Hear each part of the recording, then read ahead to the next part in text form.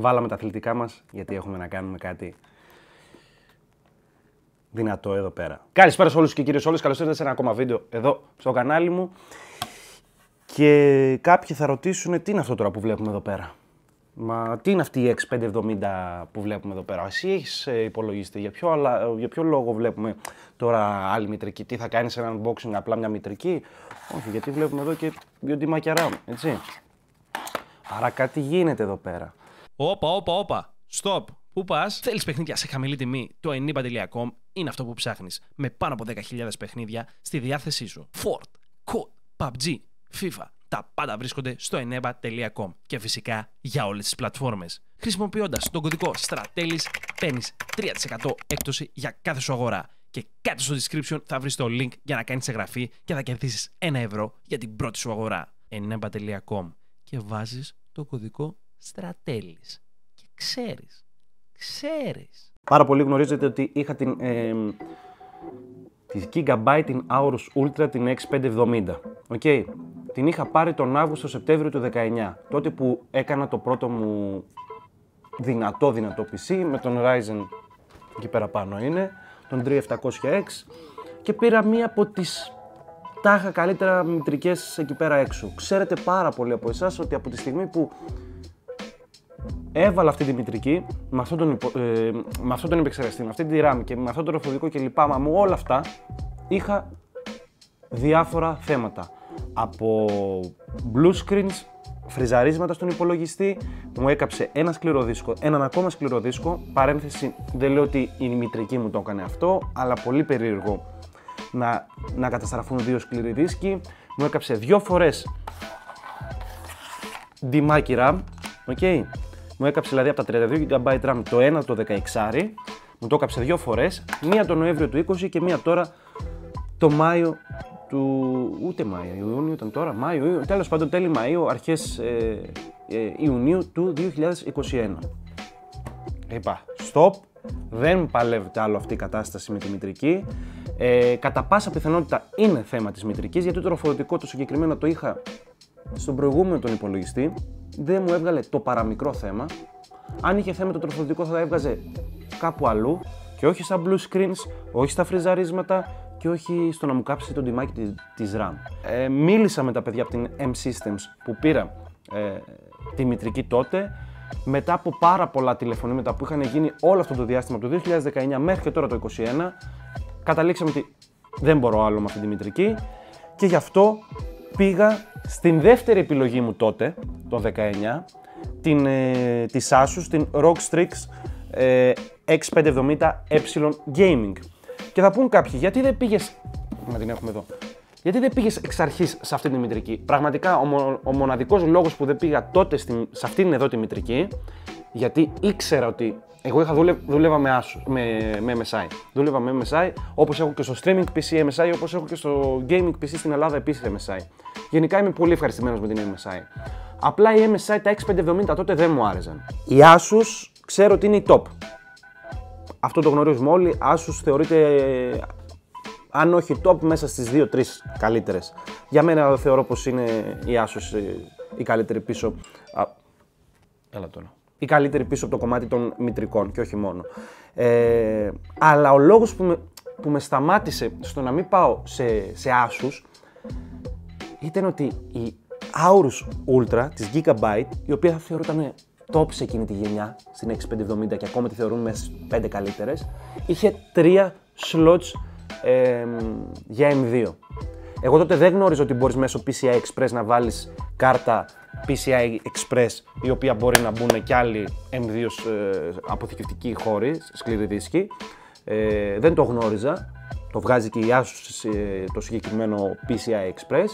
Και λέω θα πάω στις 3, ώστε τώρα έχω 2, είχα έναν NVMe M2, είχα έναν M2, τότε πήρα άλλον έναν M2, τον 970 Evo Plus, λίγο καλύτερο από τον 970 τον απλό, και λέω κάποια στιγμή στο μέλλον θα πάω και σε Gen 4 M2. Δεν έχω πάει ακόμα, δεν μου χρειάστηκε, θα μου χρειαστεί, το ξέρω, ήδη είναι φουλαρισμένη δίσκη και θέλω το Gen 4, τις ακόμα τρελές ταχύτητες, όπως το 980 Pro, όπως ένα της Corsair, ένα της Gigabyte, ένας Aorus τρομερός. Το σκέφτομαι, κάποια στιγμή θα γίνει και αυτό, απλά δεν μου χρειάστηκε. Και εγώ τότε με το μυαλό μου λέω θα πάω σε αυτή τη μητρική. Παιδιά, δεν σταμάτησαν ούτε μία φορά τα προβλήματα. Μου φρίζαρε τον υπολογιστή. Μου έκαψε 2 φορές τα ντυμάκια. Φοβόμουν πολλές φορές να ανοίξω τον υπολογιστή, τον μπούταρα και δεν άνοιγε. Έπρεπε να βγάζω την κάρτα γραφικών, να βγάζω την μπαταρία, για να πέφτουν τα ρεύματα της μητρικής, να γίνεται ένα reset. Δεν μπορούσα να καταλάβω για ποιο λόγο μου το κάνει αυτό το πράγμα. Γινόταν υπερφόρτωση ρευμάτων, δεν ξέρω. Την πρώτη φορά που μου το έκανε ήταν τον Νοέμβριο του 20. Έφυγε όλος ο υπολογιστής μου κάτω στην Ελλάδα, τον είδε ο τεχνικός μου, τον έβγαλε ως χαμένη μητρική. Εν τέλει πήγε η μητρική στην Αθήνα. Δεν ήταν καμένη. Ένα μπάχαλο. Ένα μπάχαλο από τη στιγμή το Σεπτέμβριο που έκανε το PC Build. Θα μπορείτε να το βρείτε, θα το έχω και το link κάτω στο description για το συγκεκριμένο το βίντεο. Είχα πάρα πολλά προβλήματα που δεν τα είχα σε κανέναν άλλο υπολογιστή δικό μου και σε κανέναν άλλον υπολογιστή που έφτιαξα. Επίσης, γνωστός μου φίλος είχε Gigabyte, είχε παρόμοια προβλήματα, είχε blue screens, είχε θέματα με τα MHz της RAM, είχε και άλλα δηλαδή όλα αυτά συμπέραναν ότι μάλλον πέσαμε σε ελαττωματική μητρική. Δεν το γνωρίζω. Το θέμα λύθηκε. Να είναι καλά τα παιδιά στην M-Systems. Συγγνώμη για, για το μεγάλο το intro.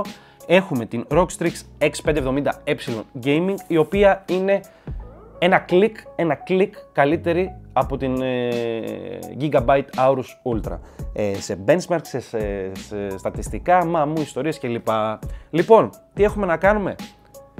Να ανεβάσουμε το κουτί που είναι εδώ πέρα κάτω, να βάλουμε τη μητρική μέσα στο κουτί, τον επεξεργαστή της RAM, τους σκληρούς τους δίσκους, να τα βιδώσουμε με ιστορίες, να κάνουμε τη συνδεσμολογία και φυσικά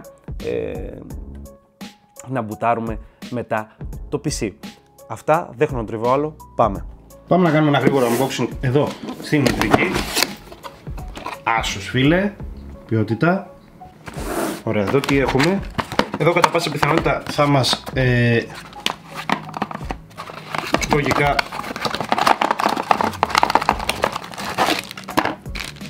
ναι, αυτό εδώ είναι γιατί η μητρική υποστηρίζει και Bluetooth, Wi-Fi και τα σχετικά.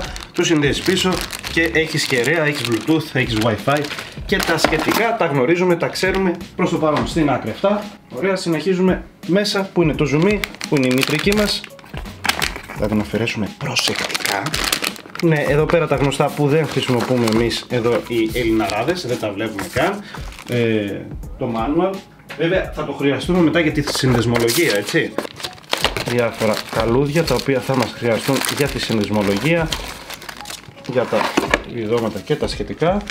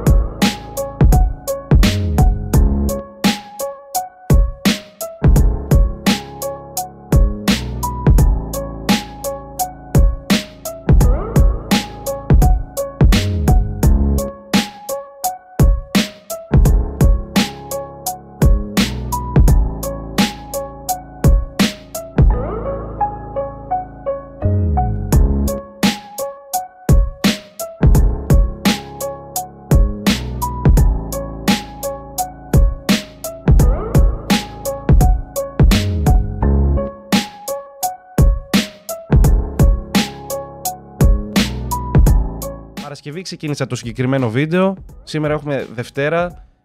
Εχθές δεν μπορούσα να κάνω τίποτα. Σάββατο ήταν έτοιμο ο υπολογιστής, αλλά επίσης είχα δουλειά.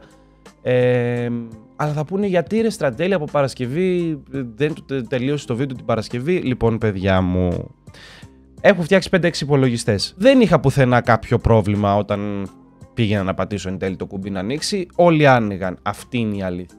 Αλλά σε αυτόν τον υπολογιστή, με αυτή τη μητρική, αντίκρισα κάτι καινούριο για μένα. Έτσι, δεν το είχα ξαναδεί. Η τροφοδοσία του επεξεργαστή δεν ήταν μόνο από 6 πινάκια, ήταν από 10.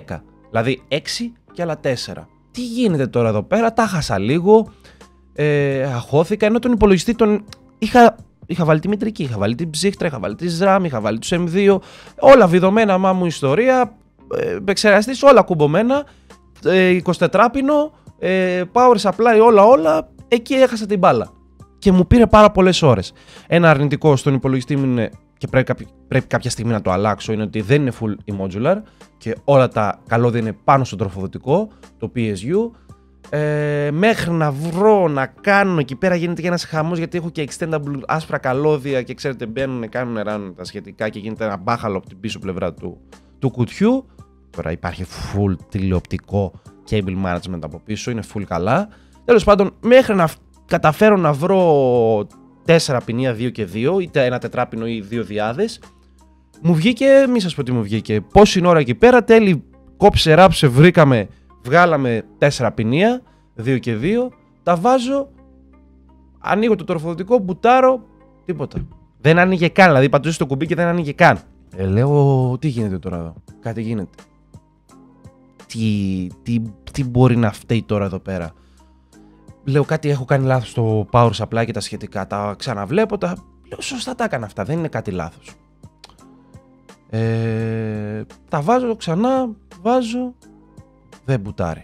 Λέω κάτι γίνεται με την τροφοδοσία του επεξεργαστή, είμαι σίγουρος. Πέρασε από το μυαλό μου ότι κάτι έκανα λάθος εγώ στον επεξεργαστή, κάτι στη μητρική, ελαττωματική, πέρασαν αυτά τα κλασικά που περνάνε από τον εγκέφαλό μας σε τέτοιες περιπτώσεις, αλλά λέω δύσκολα να είναι εκεί το λάθος. Λέω κάτι γίνεται με την τροφοδοσία του τροφοδοτικού στη μητρική, κάτι με τη μητρική εκεί πέρα στην τροφοδοσία και τον επεξεργαστή. Κάτι εκεί γίνεται η μπάλα. Δηλαδή, γιατί το 24 το είχα βάλει όλα τέλεια, μου ιστορίες. Λέω κάτι εκεί ήμουν σίγουρος ότι υπάρχει το θέμα. Έφτασε αργά Παρασκευής και έφτασα στα ωριά μου. Δηλαδή από νωρίς το μεσημέρι μέχρι αργά το βράδυ παιδευόμουν να φτιάξω τον υπολογιστή και εν τέλει δεν τον έφτιαξα. Θα γελάσουν κάποιοι, μου, παιδιά, δεν είμαι τεχνικός. Ούτε είναι το επάγγελμά μου αυτό. Μ' αρέσει, προσπαθώ και θέλω να μαθαίνω κάθε μέρα και καινούργια πράγματα. Έχω φτιάξει ένα άλλο 5-6 PC, αλλά μέχρι εκεί. Αυτό που αντιμετώπισα αυτή τη φορά ήταν κάτι καινούριο. Αλλά αυτή τη φορά έμαθα. Καταλαβες. Και λέω, τέλος. Ξυπνάω την επόμενη μέρα. Είχα αποφασίσει από το προηγούμενο βράδυ ότι τέλος, σταματάμε εδώ. Το PC θα το πάμε σε γνωστή αλυσίδα που είναι και στην Ελλάδα και έχει και ένα κατάστημα εδώ πέρα. Δεν χρειάζεται να πούμε το όνομα. Και λέω, θα το πάω εκεί πέρα. Ξέρω ότι είναι καλά τα σακάλια εκεί πέρα. Θα τη βρείτε τη λύση. Το πάω για να καταλάβετε 11 η ώρα, 12.30. Μία παρά με παίρνει τηλέφωνο. Έλα. Πάω. Τι έγινε, το και το. Ο επεξεργαστής, η τροφοδοσία του επεξεργαστή δεν ήθελε όλα τα pins. Απλά το τετράπινο. Και γι' αυτό το λόγο δεν άνοιγε το PC. Εγώ έβαζα 10 pins στο σύνολο. Αυτό δεν άνοιγε. Ήθελε μόνο τα 6 pin. Εγώ που έβλεπα σε forum, σε βιντεάκια, όλοι έλεγαν ότι τα βάζουν κανονικά. Δεν ξέρω, παιδιά, τι έγινε. Ο υπολογιστής δουλεύει κανονικά τώρα, όλα τέλεια. Κατευθείαν στα 3200 η RAM. Ο επεξεργαστής σε πάρα πολύ καλές ταχύτητες, σε πάρα πολύ καλές θερμοκρασίες. Με τα 6 τα pins. Με παρεξέρεψε δηλαδή, γιατί για ποιο λόγο να έχει 10 pins και εμείς να χρησιμοποιήσουμε τα 6. Με ζάλισε λίγο, ενώ όλα τα είχα φτιάξει ρε, όλα τα είχα φτιάξει την Παρασκευή. M2, σκληρούς, RAM, CPU, ψύχτρα, καλώδια, RGB fans, CPU fans και όλα αυτά έτοιμα. Κολλήσαμε εκεί. Σημασία έχει ότι το PC είναι έτοιμο.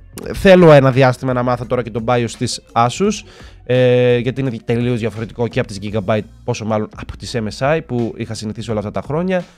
Τις Gigabyte το είχα μάθει όλο αυτόν τον καιρό με τα προβλήματα που είχα. Τώρα ελπίζω να μην έχουμε προβλήματα και με αυτόν, γιατί θα παραξενευτώ μετά από ένα σημείο άμα έχουμε προβλήματα ξανά σε αυτόν εδώ τον υπολογιστή με καινούρια μητρική. Μετά δεν ξέρω πού να ρίξω το θέμα. Στο τροφοδοτικό, σε κάποιο πρόγραμμα μέσα στον υπολογιστή, στο CPU.